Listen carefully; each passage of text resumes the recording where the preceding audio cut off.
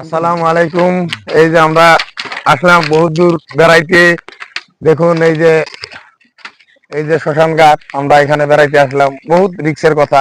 আমি ওই পাশে এসেছি, আমাকে রোড দেখাই দাও। এই যে এটা আমার চাচা, এটা আমার চাচাকে নিয়ে আসছি এখানে দেখাইতে। এই যে একটা বড় পুকুরি, দেখুন পুকুরিটা বহুত মাছ ছাড়া আছে। আসসালামু আলাইকুম, ভালো আছেন না? আসসালাম, বলে ভালো আছেন? ভালো আছি।